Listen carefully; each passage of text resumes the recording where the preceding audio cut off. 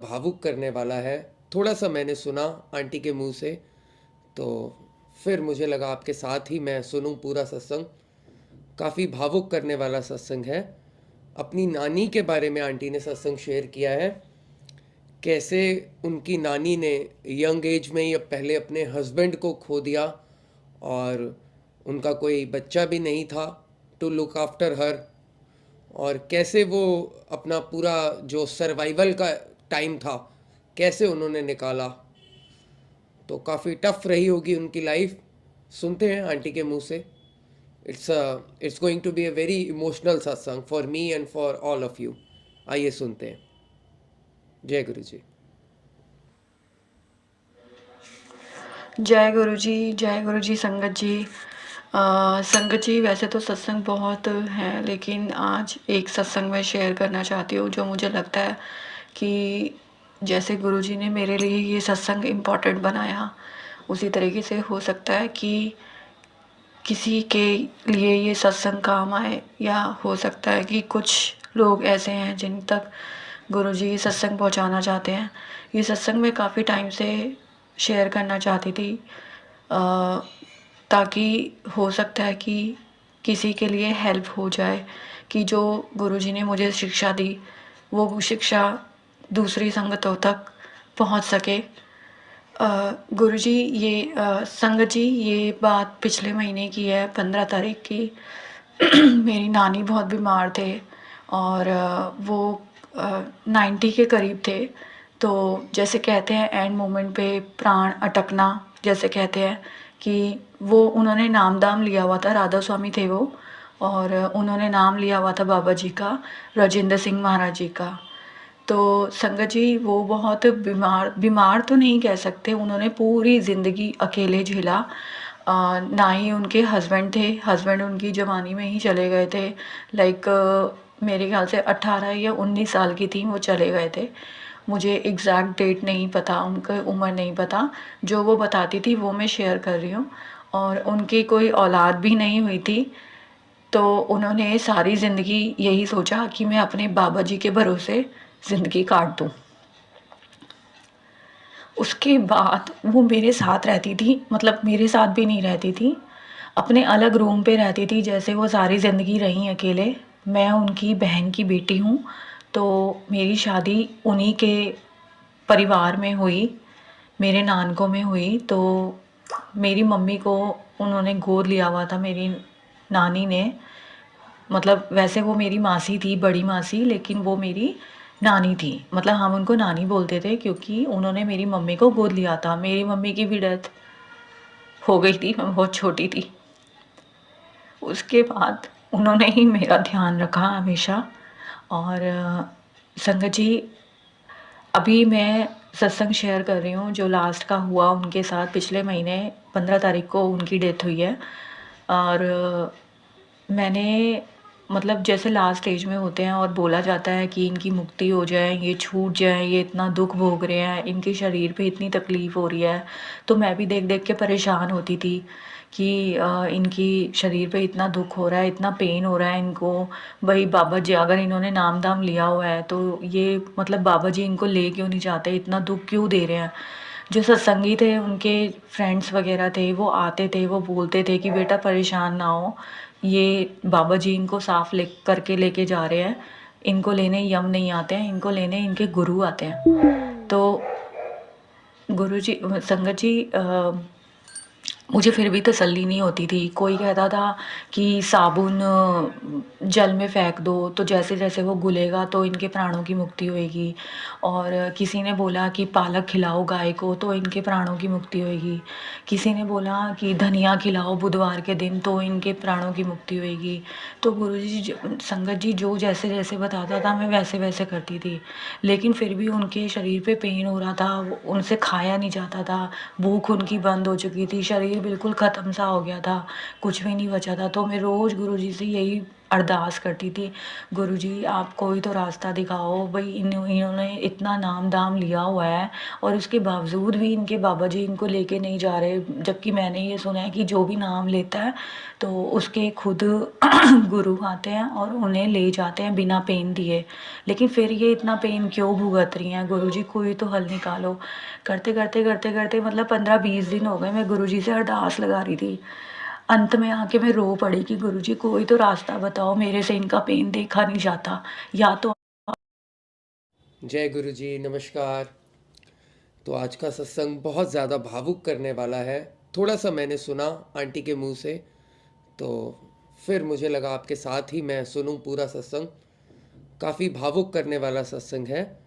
अपनी नानी के बारे में आंटी ने सत्संग शेयर किया है, कैसे उनकी नानी ने यंग एज में ही पहले अपने हस्बैंड को खो दिया और उनका कोई बच्चा भी नहीं था टू लुक आफ्टर हर, और कैसे वो अपना पूरा जो सर्वाइवल का टाइम था कैसे उन्होंने निकाला। तो काफ़ी टफ रही होगी उनकी लाइफ। सुनते हैं आंटी के मुंह से। It's going to be a very emotional satsang for me and for all of you. आइए सुनते हैं। जय गुरु जी। जय गुरु जी संगत जी। संगत जी, वैसे तो सत्संग बहुत हैं, लेकिन आज एक सत्संग मैं शेयर करना चाहती हूँ जो मुझे लगता है कि जैसे गुरु जी ने मेरे लिए ये सत्संग इम्पोर्टेंट बनाया, उसी तरीके से हो सकता है कि किसी के लिए ये सत्संग काम आए, या हो सकता है कि कुछ लोग ऐसे हैं जिन तक गुरुजी ये सत्संग पहुंचाना चाहते हैं। ये सत्संग मैं काफ़ी टाइम से शेयर करना चाहती थी, ताकि हो सकता है कि किसी के लिए हेल्प हो जाए, कि जो गुरुजी ने मुझे शिक्षा दी वो शिक्षा दूसरी संगतों तक पहुंच सके। गुरुजी ये संगत जी, ये बात पिछले महीने की है, 15 तारीख की। मेरी नानी बहुत बीमार थे और वो 90 के करीब थे। तो जैसे कहते हैं एंड मोमेंट पे प्राण अटकना, जैसे कहते हैं कि वो उन्होंने नाम दाम लिया हुआ था, राधा स्वामी थे वो, और उन्होंने नाम लिया हुआ था बाबा जी का, राजेंद्र सिंह महाराज जी का। तो संगत जी वो बहुत बीमार तो नहीं कह सकते, उन्होंने पूरी ज़िंदगी अकेले झेला। ना ही उनके हस्बैंड थे, हस्बैंड उनकी जवानी में ही चले गए थे। लाइक मेरे ख्याल से 18 या 19 साल की थी वो चले गए थे।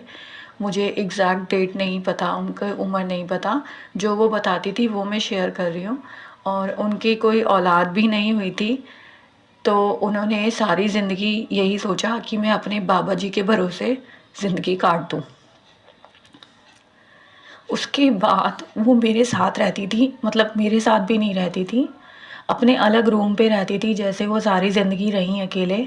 मैं उनकी बहन की बेटी हूँ, तो मेरी शादी उन्हीं के परिवार में हुई, मेरे नानकों में हुई। तो मेरी मम्मी को उन्होंने गोद लिया हुआ था, मेरी नानी ने। मतलब वैसे वो मेरी मासी थी, बड़ी मासी, लेकिन वो मेरी नानी थी। मतलब हम उनको नानी बोलते थे क्योंकि उन्होंने मेरी मम्मी को गोद लिया था। मेरी मम्मी की भी डेथ हो गई थी, मैं बहुत छोटी थी। उसके बाद उन्होंने ही मेरा ध्यान रखा हमेशा।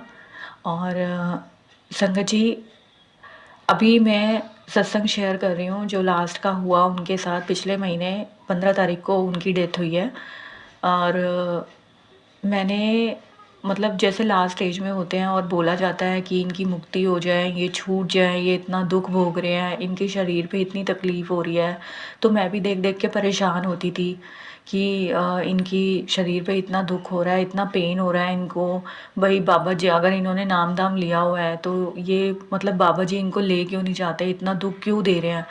जो सत्संगी थे, उनके फ्रेंड्स वगैरह थे, वो आते थे, वो बोलते थे कि बेटा परेशान ना हो, ये बाबा जी इनको साफ ले करके लेके जा रहे हैं, इनको लेने यम नहीं आते हैं, इनको लेने इनके गुरु आते हैं। तो गुरु जी, संगत जी, मुझे फिर भी तसल्ली नहीं होती थी। कोई कहता था कि साबुन जल में फेंक दो, तो जैसे-जैसे वो घुलेगा तो इनके प्राणों की मुक्ति होएगी। और किसी ने बोला कि पालक खिलाओ गाय को तो इनके प्राणों की मुक्ति होएगी। किसी ने बोला कि धनिया खिलाओ बुधवार के दिन तो इनके प्राणों की मुक्ति होएगी। तो गुरुजी संगत जी जो जैसे-जैसे बताता था मैं वैसे-वैसे करती थी।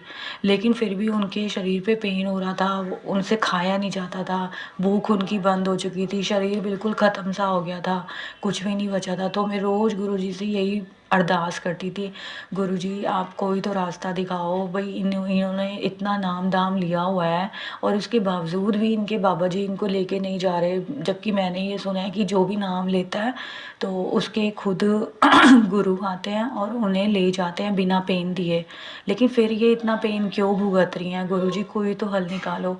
करते-करते मतलब 15-20 दिन हो गए मैं गुरुजी से अरदास लगा रही थी। अंत में आके मैं रो पड़ी कि गुरुजी कोई तो रास्ता बताओ, मेरे से इनका पेन देखा नहीं जाता। या तो आप इनको ले जाओ, अगर इनके बाबा जी नहीं आ रहे तो आप ले जाओ इनको। तो उसके बाद शुक्रवार का दिन था, 13 तारीख थी।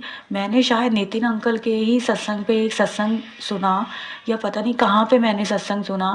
तो उसमें एक जवाब आया सत्संग में कि जो भी ऐसे बुज़ुर्ग होते हैं, जो मंजी पे होते हैं, जिनके शरीर दुःख भोग रहे होते हैं, तो उनके लिए हमें कभी ये अरदास नहीं करनी चाहिए कि उनकी मुक्ति हो जाए। हमें ये अरदास करनी चाहिए कि वो ठीक हो जाएँ। उनको या तो ठीक कर दो या उनको आप ले जाओ। तो तब मुझे अरदास समझ में आई और मुझे समझ में आया कि मैंने जो गुरुजी से बोला था वो गुरुजी ने मुझे इस सत्संग के थ्रू आंसर दिया है। तो संगत जी उस समय तो मुझे कुछ नहीं समझ आया कि ये सब हो क्या रहा है।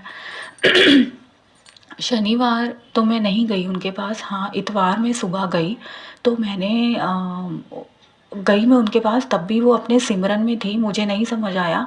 मुझे लगा और मैंने क्या किया, मैंने डॉक्टर को बुलाया, मैंने कहा अंकल ज़रा एक बार इनको देखिए, ये ना होश में नहीं आ रही हैं और ना कुछ खा रही हैं। डॉक्टर ने चेक करा तो बोला कि इनकी शुगर बहुत हाई हो गई है, आप इनको ना मीठा मत दो।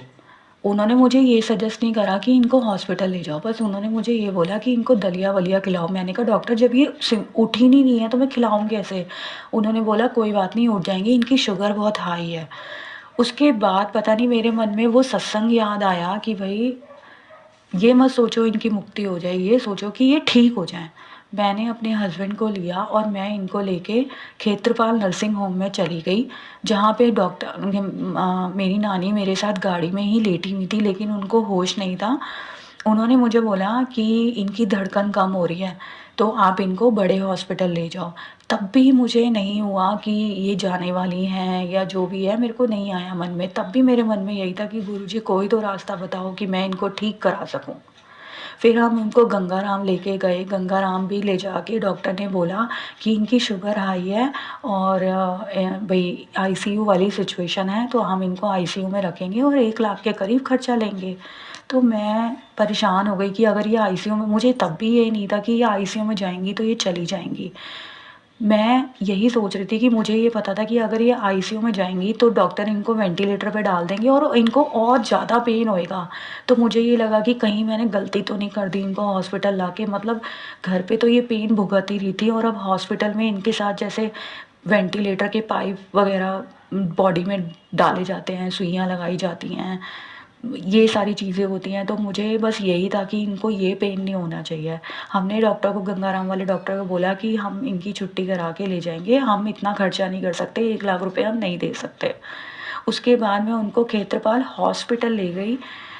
वहाँ पे हमने इनको एडमिट कराया, वहाँ उनको थोड़ा-सा होश आया, तो सारे बोल रहे थे माताजी, माताजी। तब भी वो सिमरन में थे, मुझे नहीं पता लगा।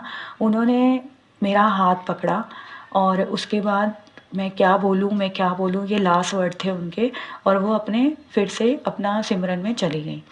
उसके बाद उनको एडमिट किया गया, ये बात है इतवार रात की। इतवार रात को उनको एडमिट किया गया आईसीयू में। सोमवार मैं नहीं जा पाई मिलने के लिए, आईसीयू का टाइम निकल चुका था। घर में कुछ काम था तो मैं नहीं जा पाई। मेरी भाभी गईं।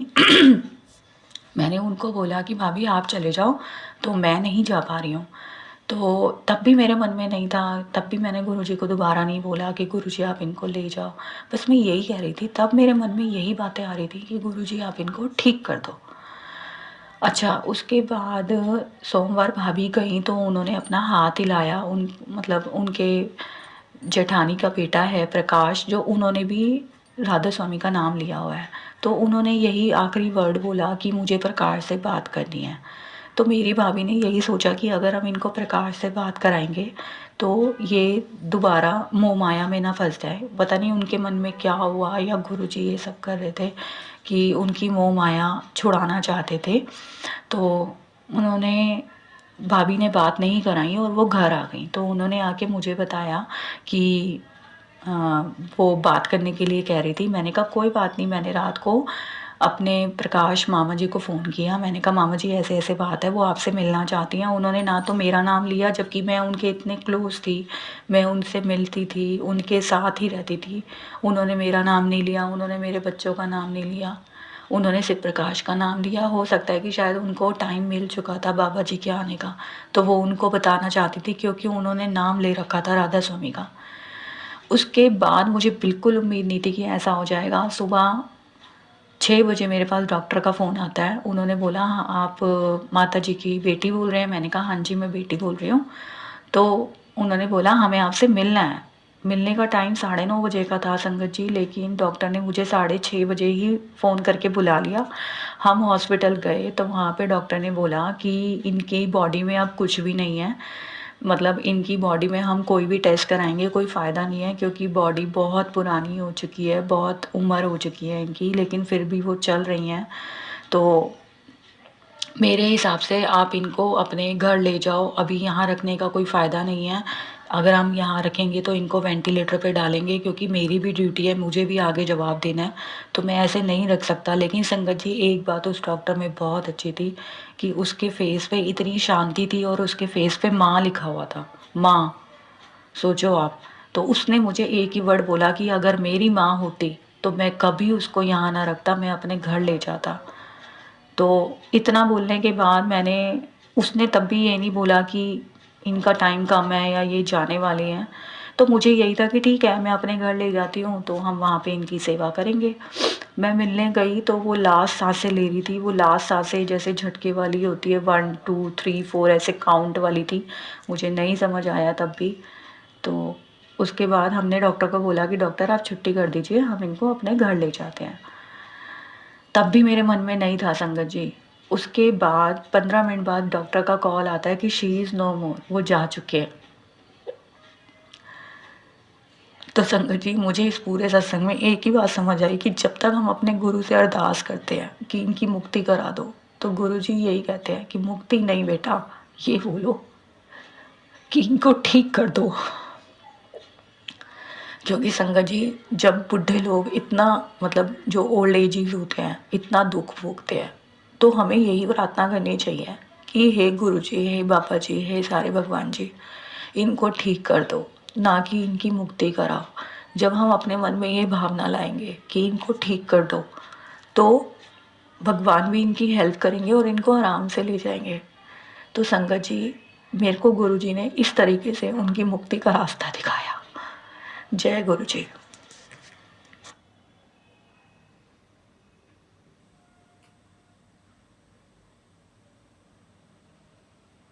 जी, जय गुरु जी। थैंक यू आंटी, आपने बहुत करेज दिखाई, बहुत ज़्यादा सेल्फ मोटिवेशन दिखाई ऐसे सत्संग को शेयर करने के लिए।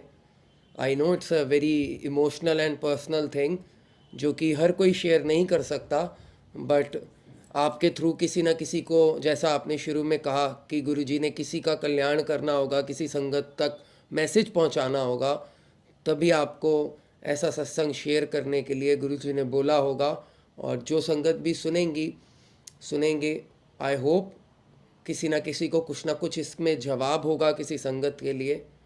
एक दो बातें मैं आपसे ऐड करना चाहता हूँ आंटी के सत्संग में। जो भी मैं आपसे बात करता हूँ ना सत्संग के बाद, वो मैं अपने पर्सनल एक्सपीरियंस पे बेस करके करता हूँ। कोई भी बात मैं बिना एक्सपीरियंस के नहीं बोलता। एक चीज़ मैं आपको बताता हूँ, क्योंकि मैंने बीमारी अपने घर में बहुत लंबे समय के लिए देखी है। My mother was a dialysis patient for 9 years. 9 साल मेरी मदर का डायलिसिस चला था. She passed away in 2015.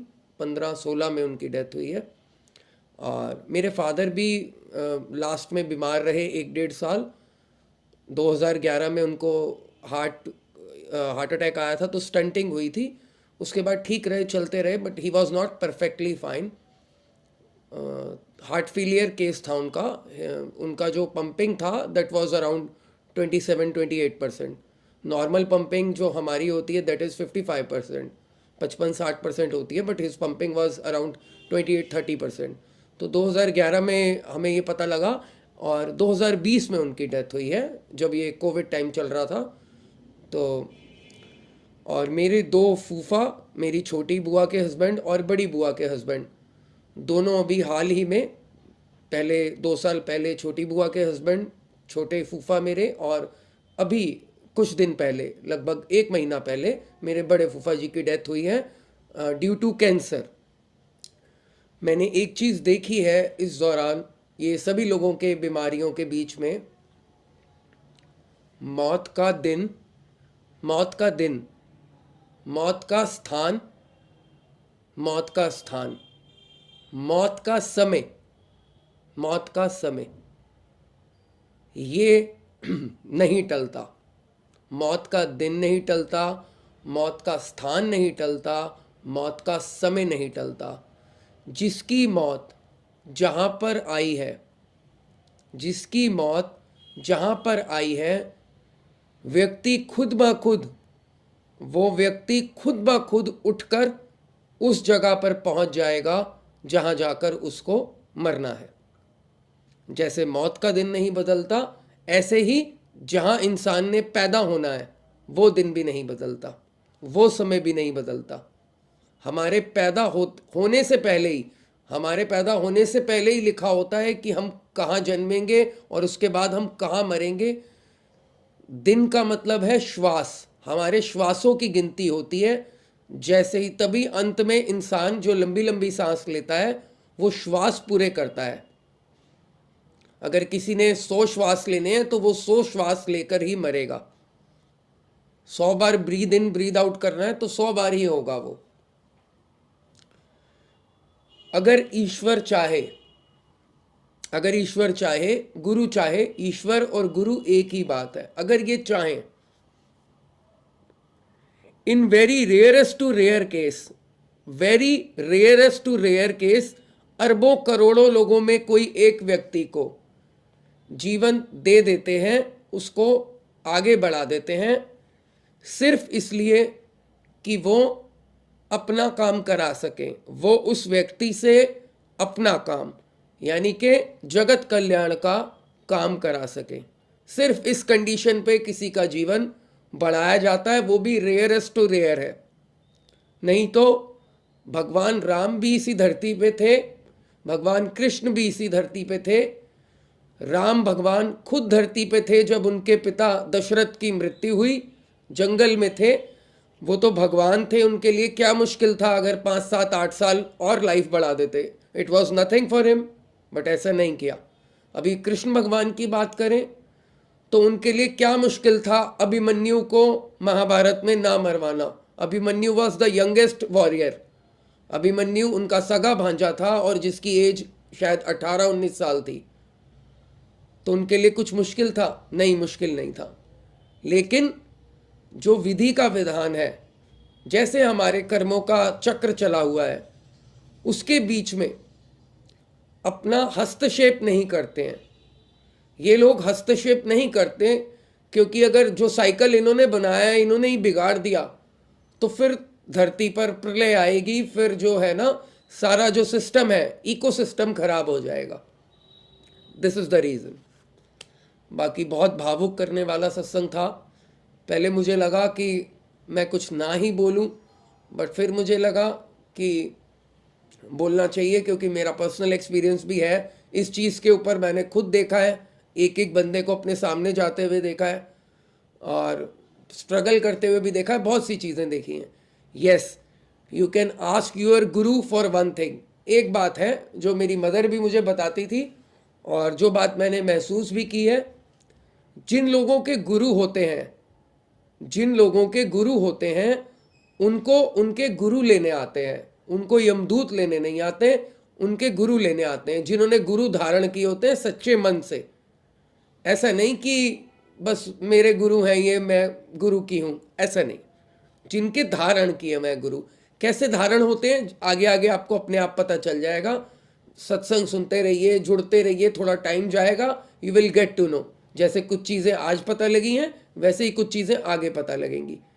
Class जो है वो एक दिन में 12th नहीं होगी, अभी तो एडमिशन लिया है, धीरे धीरे क्लासेस आगे बढ़ती चली जाएंगी हम सब की। गुरु लेने आते हैं, हम ये कह सकते हैं कि हे परमात्मा, हे गुरुदेव, जो कष्ट हमारे ऊपर आया है, जो कर्मों का साइकिल अभी चल रहा है हमारे साथ, कोई भी कष्ट जो आपको लगता है, उसको काटने की हमें शक्ति दे। हम उस कष्ट के झेल लें, ऐसी शक्ति हमें दे। और इसमें हम तेरा सिमरन करते रहें। तो सिमरन करते रहें ऐसे कष्ट में लगातार, बार बार, यही एक विधि है। सिमरन करते रहें, उसे याद करते रहें। बाकी ये कहना कि इन्होंने बहुत भक्ति की है तो इनके साथ ऐसा क्यों हो रहा है, इनको लेने क्यों नहीं आ रहे इनके गुरु, सॉरी आंटी, डोंट माइंड। ऐसे ही मैं भी सोचता था कि मेरे फादर के लिए इन्होंने बहुत भक्ति की है, 30 साल गंगा जी गए हैं स्नान करने, इनको क्यों नहीं लेने आ रहे गंगा माता एंड ऑल। ऐसा नहीं होता। जिसके जितने श्वास हैं वो पूरे करके जाएगा। जिसके जैसे प्राण निकलने हैं वैसे निकलेंगे। जिसको जितना कष्ट होना है वो होगा। गुरु से ये शक्ति मांगे, हम गुरु से ये शक्ति मांगे, क्योंकि गुरु के हाथ में ये शक्ति है कि दर्द तो होगा पर एहसास नहीं होगा। सामने वाले को लगेगा कि चोट लगी है, लेकिन आपको पता लगेगा कि मुझे कुछ हुआ नहीं। चोट लगी दिखेगी बहुत बड़ी, लेकिन अंदर आपको पता होगा कि कुछ हुआ नहीं, कुछ खास नहीं हुआ। That is guru's power, that is god's power. ये है ईश्वर की शक्ति, गुरु की शक्ति। अब मैं आपके आगे आज की स्टोरी रखता हूं। गुरुजी सत्संग ब्लेसिंग्स यूट्यूब चैनल पर आप हैं, मैं नितिन अंकल हूं। अभी आपने आंटी का सत्संग सुना। यदि आप भी अपनी जर्नी, अपना सत्संग शेयर करना चाहते हैं सारी संगत के साथ, तो ये नीचे ईमेल एड्रेस दिया है, अपना सत्संग ज़रूर शेयर कीजिए, अपनी स्टोरी, अपनी जर्नी ज़रूर शेयर कीजिए सारी संगत के साथ। क्योंकि आपके सत्संग में पता नहीं कौन सी संगत के लिए क्या मैसेज छुपा हो। ज़रूर शेयर कीजिए। I will share it on channel. एक प्रोफेसर कक्षा में दाखिल हुए। उनके हाथ में पानी से भरा एक ग्लास था।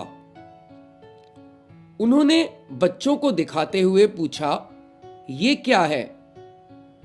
छात्रों ने उत्तर दिया, ये ग्लास है। प्रोफेसर ने दोबारा पूछा, इसका वजन कितना होगा? उत्तर मिला, लगभग 100-150 ग्राम। उन्होंने फिर पूछा, अगर मैं थोड़ी देर इस ग्लास को ऐसे ही पकड़े रहूं तो क्या होगा? छात्रों ने जवाब दिया, थोड़ी देर पकड़ने से कुछ नहीं होगा। फिर प्रोफेसर बोले, अगर मैं इसे 1 घंटे तक ऐसे ही पकड़े रहूं फिर क्या होगा? छात्रों ने उत्तर दिया, आपके हाथ में दर्द होने लगेगा। प्रोफेसर ने फिर से प्रश्न किया, अगर मैं इसे सारा दिन पकड़े रहूं तब क्या होगा? छात्र बोले, आपकी नसों में तनाव आ जाएगा, नसें जाम हो जाएंगी, जिससे आपको पैरालिसिस, लकवा भी हो सकता है। इस दौरान इस ग्लास के वजन में कोई फर्क आएगा? प्रोफेसर ने कहा, क्या इस दौरान इस ग्लास के वजन में कोई फर्क आएगा? छात्रों ने जवाब दिया, नहीं, बिल्कुल नहीं, ग्लास का वजन वही रहेगा जो पहले था। तब प्रोफेसर बोले,